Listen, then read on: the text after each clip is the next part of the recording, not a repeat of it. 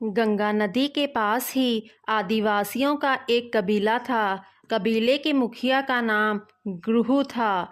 वह राम का सच्चा भक्त था। जब उसे यह समाचार मिला कि राम गंगा नदी के तट पर आए हैं, तो वह अपने साथियों के साथ तुरंत वहां आया। गुहू ने राम को प्रणाम किया और कहा, भगवान, आपके दर्शन कर मैं धन्य हो गया। मैं आपके पास एक विनती लेकर आया हूँ कि आप वनवास के 14 वर्ष यहीं रहकर बिताएं। आपको यहाँ पर किसी प्रकार का कोई कष्ट नहीं होगा। आपके चरणों की धूल से मेरा गांव पवित्र हो जाएगा। राम जी ने विनम्रता पूर्वक कहा, कुहू, मैं तुम्हारा स्नेह का सम्मान करता हूँ, लेकिन हम यहाँ रहकर सुख सुविधाओं से संपन्न जीवन नहीं बिता सकते। हमें जंगलों में घूमते हुए ही 14 वर्ष का वनवास काटना है। हम आज की रात यहीं व्यतीत करेंगे और कल सुबह आगे बढ़ेंगे। प्रातः राम ने सुमंत से कहा, महामंत्री, कृपया अब आप भी अयोध्या लौट जाएं और जाकर पिताजी की देखभाल करें।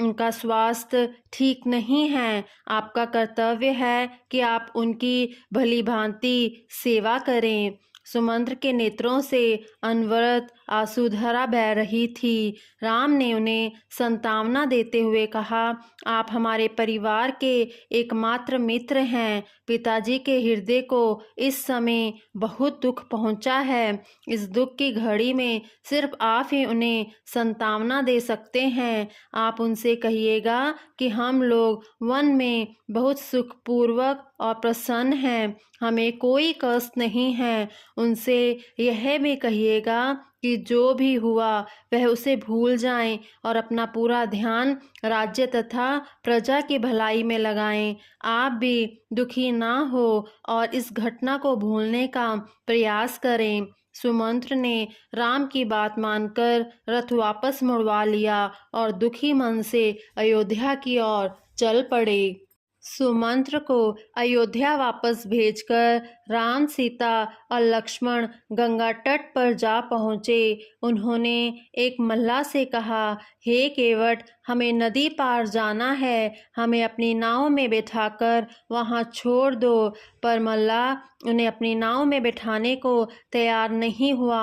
राम ने केवट से इसका कारण जानना चाहा, तो वह बड़ी विनम्रता और सरलता से बोला, भगवान, मैं जानता हूँ कि आप बड़े चमत्कारी हैं। आप जिस किसी भी वस्तु को पाँव से छू देते हैं वह जीवित हो उठती है। मैंने यह भी सुना है कि आपके पाँव के स्पर्श से पत्थर एक सुंदर स्त्री में बदल गया था। इसलिए मुझे भय है कि यदि आप मेरी नाव में पाँव रखोगे तो यह भी स्त्री में बदल जाएगी। आप ही सोचिए, मैं दो दो स्त्रियों का पालन पोषण इस एक नाव से कैसे करूँगा। फिर भी यदि आप चाहते हैं कि मैं अपनी नाव में बैठाकर आपको गंगा पार कराऊं, तो पहले आप मुझे अपने चरणों को पवित्र गंगा जल से धोने की अनुमति दें।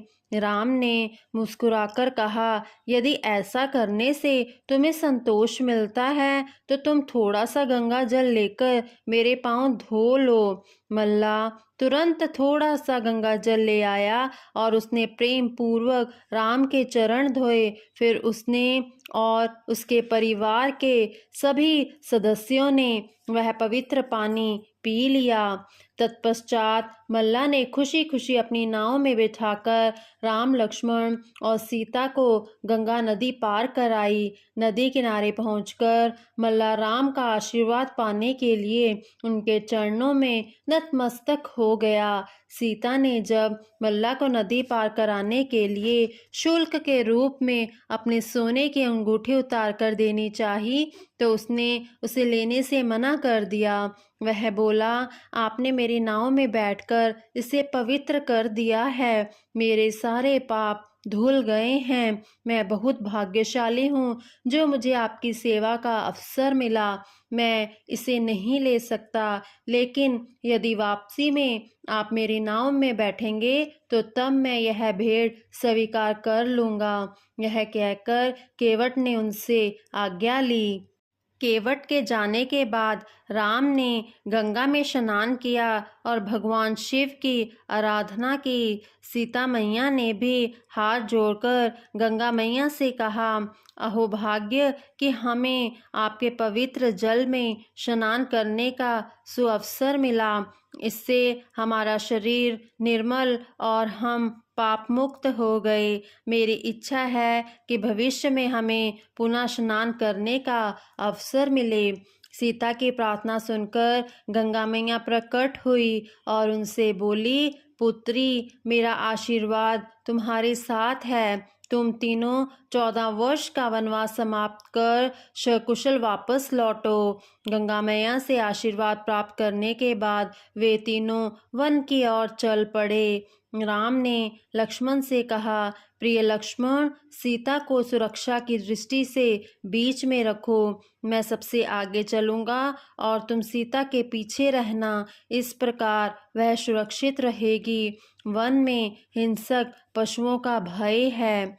लक्ष्मण बड़े भाई की आज्ञा मानकर सबसे पीछे चलने लगे। वे निवास के लिए किसी सुरक्षित और शांत स्थान की खोज में थे। चलते चलते अगले दिन वे ऋषि भरद्वाज की कुटिया में पहुँचे।